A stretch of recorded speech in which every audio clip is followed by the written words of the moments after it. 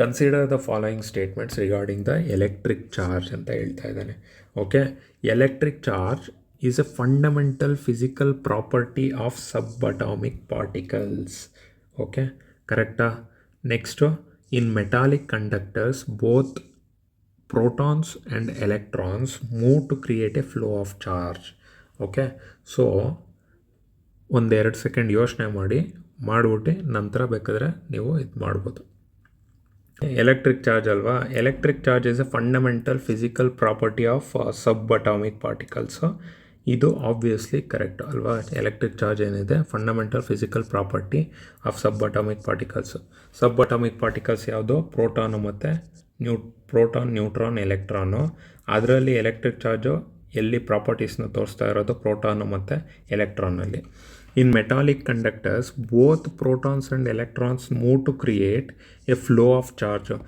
ಇಲ್ಲಿ ಇನ್ನೊಂದು ಪಾಯಿಂಟು ನೋಡಿ, ಪ್ರೋಟಾನಲ್ಲಿ ಪಾಸಿಟಿವ್ ಚಾರ್ಜ್ ಇರುತ್ತೆ, ಎಲೆಕ್ಟ್ರಾನಲ್ಲಿ ನೆಗೆಟಿವ್ ಚಾರ್ಜ್ ಇರುತ್ತೆ ಅಲ್ವಾ? ಬಟ್ ಯಾವಾಗ ನಾವು ಕರೆಂಟ್ ಅಂತ ಫ್ಲೋ ಆಫ್ ಚಾರ್ಜ್ ಅಂತ ಬರುತ್ತೆ, ಆಗ ಯಾವಾಗಲೂ ಅಲ್ಲಿ ಎಲೆಕ್ಟ್ರಾನ್ಸ್ ಮೂಮೆಂಟ್ ಮಾತ್ರನೇ ಆಗೋದು. ಓಕೆ, ಇಲ್ಲೂ ನೋಡ್ಬೋದು. ಇಲ್ಲಿ ನಾನು ಏನು ಕರೆಂಟ್ ಅಂತ ಹೇಳ್ತೀನಿ, ಕರೆಂಟ್ ಅಂತ ಅಂದಿದ ತಕ್ಷಣ ಚಾರ್ಜಸ್ ಮೂಮೆಂಟ್ ಆಗುತ್ತೆ. ಆ ಚಾರ್ಜಸ್ ಯಾವಾಗಲೂ ಯಾವುದಾಗಿರುತ್ತೆ? ಎಲೆಕ್ಟ್ರಾನ್ ಆಗುತ್ತೆ, ಪ್ರೋಟಾನ್ ಆಗಲ್ಲ. ಓಕೆ, ಇದೊಂದು ಇಂಪಾರ್ಟೆಂಟ್ ಪಾಯಿಂಟು ನೆನಪಲ್ಲಿ ಇಟ್ಕೊಳ್ಳಿ. ಸೊ ಆಪ್ಷನ್ ಏನಾಗುತ್ತೆ? Both statement 1 and 2 are true, ಇದಲ್ಲ, ಆರ್ ಫಾಲ್ಸ್, ಇದು ಅಲ್ಲ. Statement 1 is true, statement 2 is false. So ಇದಾಗುತ್ತೆ ಸ್ಟೇಟ್ಮೆಂಟ್ ಇದು ತಪ್ಪು. ಓಕೆ, ಸೊ ಇದು ಕರೆಕ್ಟ್. ಓಕೆ, ಇದು ರೈಟ್ ಆಗುತ್ತೆ. ಫೈನ್. ನೆಕ್ಸ್ಟು ನೋಡಿ, evaluate these statements about the quantization of charge. A body can possess a net charge of 2.4 into 10 power minus 19 coulomb. Okay, next ಏನಂತ ಹೇಳ್ತೇನೆ statement? Total charge must always be an integral multiple of the elementary charge e ಅಂತ ಹೇಳ್ತಾ ಇದ್ದಾನೆ. ಇದು ಸೆಕೆಂಡ್ನೇ statement correct ಅಲ್ವಾ? C, total charge ಏನಂತಂದರೆ total charge Q ಆದರೆ is equal to will be always be an integral multiple of elementary charge e. Okay, Q is equal to n e. ಇದನ್ನು by heart ಹೊಡೀರಿ. ಓಕೆ, ಫಸ್ಟ್ ಫಾರ್ಮುಲಾ ನಾನು ಆಗಲೇ ಕರೆಂಟಿನ ತೋರಿಸಿದ್ದು ನೆನಪಿಟ್ಕೊಳ್ಳಿಲ್ಲ ಅಂದರೂ ಪರವಾಗಿಲ್ಲ, ಈ ಫಾರ್ಮುಲಾ ನಿಮಗೆ ನೆನಪಲ್ಲಿರಬೇಕು, ಕ್ವಶನ್ ಕೇಳೋವಂಥ ಸಾಧ್ಯತೆ ಇರುತ್ತೆ. ಸೊ ಕ್ಯೂ ಅಂದ್ರೇನು? Total charge. ಟೋಟಲ್ ಚಾರ್ಜ್ ಅಂತ ಅಂದ್ರೇನು? ಟೋಟಲ್ ಅಕ್ಯುಮುಲೇಷನ್ ಆಫ್ ಕರೆಂಟ್ ಅಂತ ಅಂದ್ರೇನು? Flow rate of the charges. Okay, charges ಅಂತ ಅಂದ್ರೇನು? It is A physical property of A sub atomic particles. C, ಈ ಥರ ನೀವು ಇಂಟರ್ಲಿಂಕ್ ಮಾಡಿಕೊಂಡು ಕಲಿತಾ ಹೋಗಬೇಕು. ಕ್ಯೂ ಅಂತ ಅಂದರೆ ಏನಂತ ಅಂದೆ? ಟೋಟಲ್ ಚಾರ್ಜ್ ಅಂತ ಅಂದೆ. ಎನ್ ಅಂತ ಅಂದರೆ ನಂಬರ್ಸು 1 2 3 4 5 6 ಈ ಥರ ಇನ್ಫಿನಿಟಿವರೆಗೂ. ಇದನ್ನು ನಾವು ಇಂಟೀಗ್ರಲ್ ಅಂತ ಹೇಳ್ತೀವಿ, ಇಂಟೀಗ್ರಲ್ ಮಲ್ಟಿಪಲ್ ಅಥವಾ ಕ್ವಾಂಟೈಸೇಷನ್. ಇ ಅಂತ ಅಂದರೆ ನಮ್ಗೆ ಆಲ್ರೆಡಿ ವ್ಯಾಲ್ಯೂ ಗೊತ್ತು. 1 ಎಲೆಕ್ಟ್ರಾನ್ ಎಷ್ಟು ಚಾರ್ಜ್ ಕ್ಯಾರಿ ಮಾಡುತ್ತೆ? 1.6 into 10 power minus 19 ಕೂಲಂಬ್. ಇದು ಅಷ್ಟೇ ಬಯರ್ಟ್ ಹೊಡಿಬೇಕು. ಸೊ ಇದು ಸೆಕೆಂಡ್ನೇದು ಕರೆಕ್ಟು. ನೆಕ್ಸ್ಟ್ ನೋಡಿ, a body can possess net charge of 2.4 into 10 power minus 19 coulomb. ಈಗ ಇಲ್ಲಿ ಏನಿರೋದು ಅಂತ ಅಂದರೆ ನೆಟ್ ಚಾರ್ಜ್ ಅವರೇ ಕೊಟ್ಟಿದ್ದಾರೆ. So total charge Q is equal to n e ಅಲ್ವಾ? ಕ್ಯೂ ಏನು ಕೊಟ್ಟಿದ್ದಾರೆ? 2.4 into 10 power minus 19. ಆಯಿತಾ? ಎನ್ನು ನಾವು ಕಂಡುಹಿಡಿಬೇಕು. ಇ ಏನು? ಇ ಆಲ್ರೆಡಿ ಗೊತ್ತು, ನಾವು ಇದನ್ನು 1.6 into 10 power minus 19 ಅಂತ ಬರಿತೀವಿ.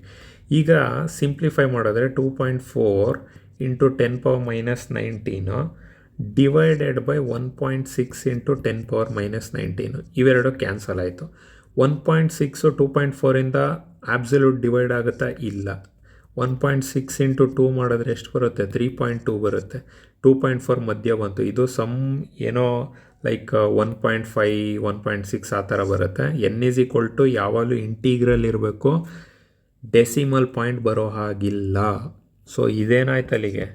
A body cannot possess a net charge of 2.4 into 10 power minus 19 coulomb because ಏನು? ಕ್ವಾಂಟೈಸೇಷನ್ ಆಗಲಿಲ್ಲ. It is not in the form of integral multiple. Okay, so answer ಏನಾಗುತ್ತೆ ಅಲ್ಲಿಗೆ? Answer ಫಸ್ಟ್ನೇದು ತಪ್ಪು, ಎರಡನೇದು correct. So statement 1 is false, 2 is true. Okay, fine. Read the statements concerning sub atomic particles and choose the right option ಅಂತ ಹೇಳ್ತಾ ಇದ್ದಾನೆ. ಏನಂತ? The magnitude of charge on a single electron is identical to the magnitude of a charge on a single proton. See, ಫಿಸಿಕ್ಸಲ್ಲಿ simple ಗೊತ್ತಿರಬೇಕಾಗಿರೋವಂಥದ್ದು magnitude ಅಂತ ಅಂದ್ರೇನು, just number. Okay, ಇವಾಗ 1 kg -1 kg. So ಈಗ ಇಲ್ಲಿ ಕೆ ಜಿ ಅನ್ನೋದು SI unit ಆಗುತ್ತೆ ಅಲ್ವಾ? ಬಟ್ 1 -1 ಪ್ಲಸ್ ಏನೂ ಇಲ್ಲ ಅಂದರೆ ಏನರ್ಥ? +1 ಆಗುತ್ತೆ. ಸೊ ಇದು magnitude, just number, it indicates the number. Okay, so magnitude ಏನಾಗುತ್ತೆ, ಅದು ಪ್ರೋಟಾನು ಮತ್ತು ಎಲೆಕ್ಟ್ರಾನು ಏನಿರುತ್ತಲ್ಲ ಅದ್ರ ಚಾರ್ಜ್ ಯಾವಾಗಲೂ ಸಿಮಿಲರ್ ಇರುತ್ತೆ. ಆದರೆ electrons carry the negative charge, ಹೌದಾ? Correct. While protons carry the positive charge, ಅದು ಕರೆಕ್ಟು.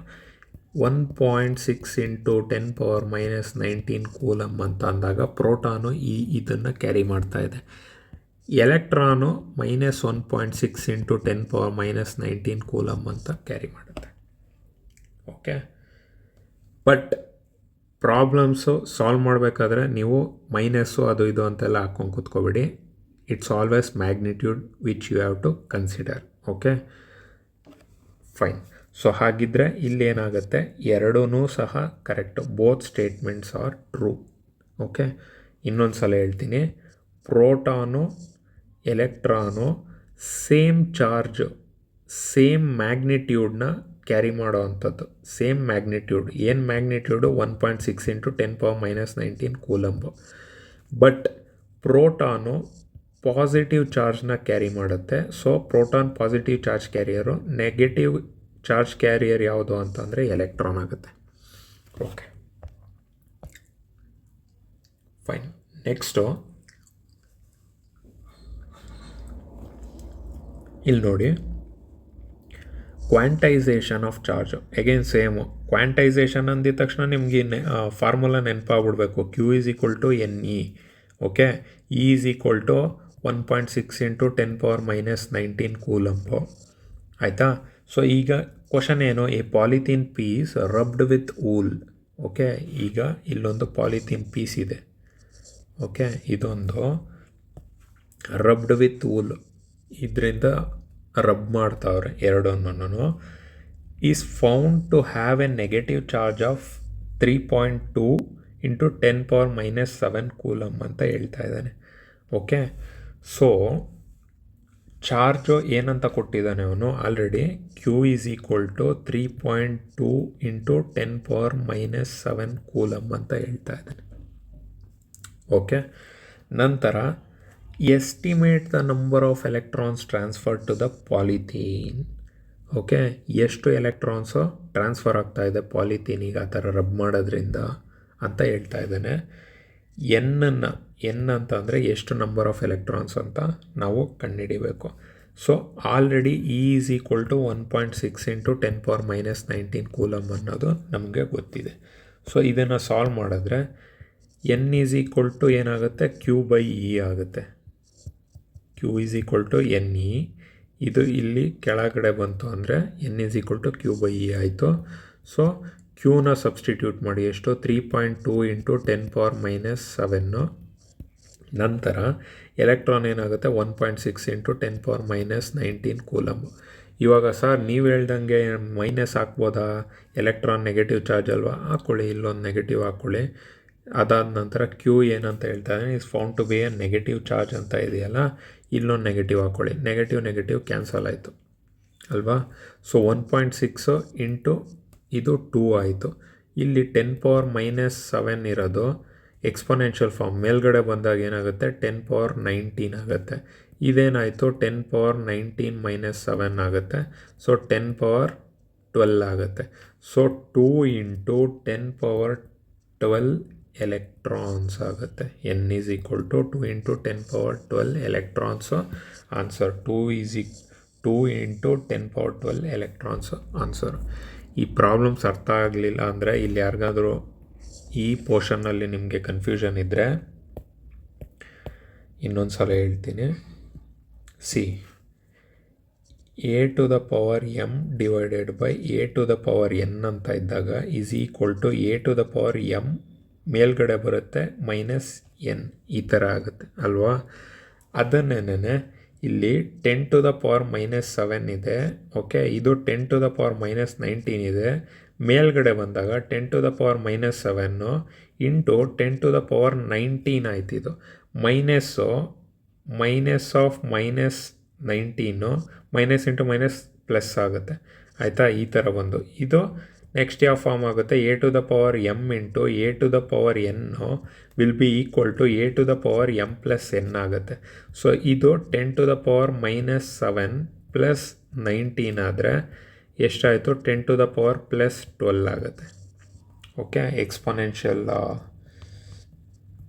ಅಥವಾ ನೀವೇನಿದು ಫಾರ್ಮುಲಾಸು ನೆನಪಲ್ಲಿ ಇಟ್ಕೋಬೇಕು, ಅಥವಾ ಈ ಮ್ಯಾಥ್ಸ್ ಬೇಸಿಕ್ಸ್ ಇದು ಗೊತ್ತಿತ್ತು ಅಂದರೆ ನಿಮ್ಗೆ ಗೊತ್ತಾಗುತ್ತೆ. Okay fine. ನೆಕ್ಸ್ಟು ನೋಡಿ ಏನಂತ ಹೇಳ್ತಾ ಇದ್ದಾನೆ, which of the following total charges can a physical object realistically possess ಅಂತ ಕೇಳ್ತಾ ಇದ್ದಾನೆ. ಟೋಟಲ್ ಚಾರ್ಜಸ್ ಅಂತಂದರೆ Q is equal to NE ಎಗೇನು.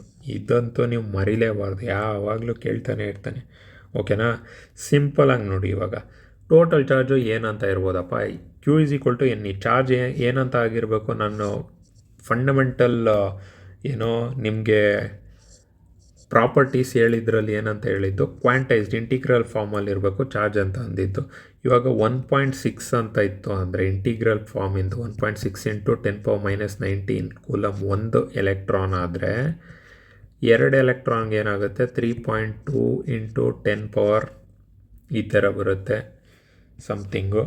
ನಂತರ 3.2 ಇಂಟು 1.6 ನೆಕ್ಸ್ಟ್ ಹೋದರೆ 4.8, ನೆಕ್ಸ್ಟು 6.4 ಈ ಥರ ಹೋಗುತ್ತಲ್ವಾ. ಸೊ ಇಲ್ಲಿ ನೋಡಿ 2.4 ಆಗುತ್ತಾ, ಆಗಲ್ಲ. 4 ಆಗಲ್ಲ. 4.8 ಆಗುತ್ತೆ. 5.6 ಆಗಲ್ಲ. ಸೊ ಆನ್ಸರ್ ಏನು, ಆಪ್ಷನ್ ಸಿ. ಅರ್ಥ ಆಗ್ತಾ ಇದೆ ಅಂತ ಅಂದ್ಕೊಳ್ತೀನಿ. ನೆಕ್ಸ್ಟ್ ನಾವೇನಂತ ಹೇಳಿದ್ವಿ, ಸ್ಪಾಟನ್ಸ್ ಅಕಾಡೆಮಿಯಿಂದ ಕ್ಲಾಸಸ್ಸು ಶುರು ಆಗುತ್ತೆ. July 1 classes, July 5 okay, July 5 classes ಶುರು ಆಗುತ್ತೆ. GS ಪೇಪರಿಗೂ ಸಹ ನಾವು ಆಲ್ರೆಡಿ ಮಾಡ್ತಾಯಿದ್ದೀವಿ. In the sense demo video ಒಂದು ಅಪ್ಲೋಡ್ ಮಾಡಿದ್ದೀನಿ, ನೀವು ಚೆಕ್ ಮಾಡ್ಕೋಬೋದು. ಓಕೆ, ಸೊ ಏನು ರಿಲೇಟೆಡ್ ಟು ಪಾಲಿಟೆಕ್ನಿಕ್ ಲೆಕ್ಚರರು ನೀವು ಪ್ರಿಪ್ರೇಷನ್ನ ಶುರು ಮಾಡ್ಬೋದು. ಮತ್ತು ಕ್ಲಾಸಸ್ಸು ಹೇಗಿರುತ್ತೆ ಅಂತ ಒಂದು ಜಸ್ಟ್ ನಿಮಗೆ ಇನ್ಫೋ ಹೇಳ್ತೀನಿ. ಲೈಕ್ ಒಂದು ವೀಕೆಂಡ್ ಅಥವಾ ವೀಕ್ ಡೇಸಲ್ಲಿ ಏನಾಗುತ್ತೆ, Monday, Tuesday, Wednesday, Thursday, Friday, Saturday, Sunday ಅಲ್ವಾ. ಸೊ ಈಗ ನಾವೇನು ಮಾಡೋದು ಅಂತ ಅಂದರೆ, ಮಂಡೇ ಟ್ಯೂಸ್ಡೇ ಒಂದು ಸಬ್ಜೆಕ್ಟು ರಿಲೇಟೆಡ್ ಟು EC ಇದ್ದರೆ, ಓಕೆ, ಥರ್ಸ್ಡೇ ಫ್ರೈಡೇನೂ ಅಗೇನ್ ಇನ್ನೊಂದು ಸಬ್ಜೆಕ್ಟ್ ಅಥವಾ ಇನ್ನೊಬ್ಬರು ಫ್ಯಾಕಲ್ಟಿ ಹ್ಯಾಂಡ್ಲ್ ಮಾಡ್ತಾರೆ. ವೆಡ್ನೆಸ್ಡೇ ನೀವು ಲೈಕ್ ರಿವಿಷನ್ ಪರ್ಪಸಿಗೆ ಯೂಸ್ ಮಾಡ್ಬೋದು, ಅಥವಾ ನಾವು ಆಲ್ಟರ್ನೇಟ್ ಚೇಂಜ್ ಮಾಡ್ಕೊಳ್ತೀವಿ ಯಾವುದಾರ ಒಂದಿನ ಇದಾಗೋ ಥರ. ಓಕೆ, ಇನ್ ದ ಸೆನ್ಸ್ ನಿಮಗೆ ಈ 5 ಡೇಸಲ್ಲಿ 4 ಡೇಸ್ ಕ್ಲಾಸಸ್ ಇರುತ್ತೆ ರಿಲೇಟೆಡ್ ಟು EC. ಅದು ಯಾವ ದಿನ ಬೇಕಾದ್ರೂ ನಾವು ಲೀವ್ ಇದು ಮಾಡ್ಕೋಬೋದು. ನಂತರ ಇಲ್ಲಿ ವೀಕೆಂಡಲ್ಲಿ ಏನು ಮಾಡೋಣ ಅಂತ ಪ್ಲ್ಯಾನ್ ಇರೋದು ಅಂದರೆ, GS ಸಬ್ಜೆಕ್ಟ್ ಇರುತ್ತೆ. Okay, 4 to 5 hours marathon class ಇರುತ್ತೆ. ಒಂದೊಂದು ಕ್ಲಾಸು 4 to 5 hours ಇರುತ್ತೆ. ಅದು 1 ಕ್ಲಾಸ್ ಆದರೂ ಬೀಳ್ಬೋದು, 2 ಕ್ಲಾಸ್ ಆದರೂ ಬೀಳ್ಬೋದು. ನಮ್ಮ ಮೇಯ್ನ್ ಇಂಟೆನ್ಷನ್ ಏನು, quality over quantity. Okay, so already ಒಂದು ಡೆಮೋ ಕ್ಲಾಸು ಸಹ ಹಾಕಿದ್ದೀವಿ, ನೀವು ನೋಡ್ಬೋದು. ಇಷ್ಟ ಆದಲ್ಲಿ, ಇಂಟ್ರೆಸ್ಟ್ ಇದ್ದಲ್ಲಿ ನೀವು ಜಾಯ್ನ್ ಆಗೋದಾದರೆ ಜಾಯ್ನ್ ಆಗೋದಕ್ಕೆ ಶುರು ಮಾಡ್ಬೋದು. ಅಡ್ಮಿಷನು ಆಲ್ರೆಡಿ ನಾವು ಇದು ಮಾಡ್ಕೊಳ್ತಾ ಇದ್ದೀವಿ. ಲೈಕ್ ಕೋರ್ಸಿಗೆ ನೀವು ಜಾಯ್ನ್ ಆಗ್ಬೋದು. ಈ ನಂಬರಿಗೆ ಕರೆ ಮಾಡಿ 9148468505. Okay fine. ಹಾಗಿದ್ದರೆ ಬ್ಯಾಚಿಗೆ ಜಾಯ್ನ್ ಆದರೆ ಸಿಗೋಣ. ನೆಕ್ಸ್ಟು ಕ್ಲಾಸಸ್ನ ಹೀಗೆ ಮುಂದುವರಿಸ್ತಾ ಹೋಗೋಣ. Okay, all the best. Thank you. ಸಿಗೋಣ. ಬಾಯ್.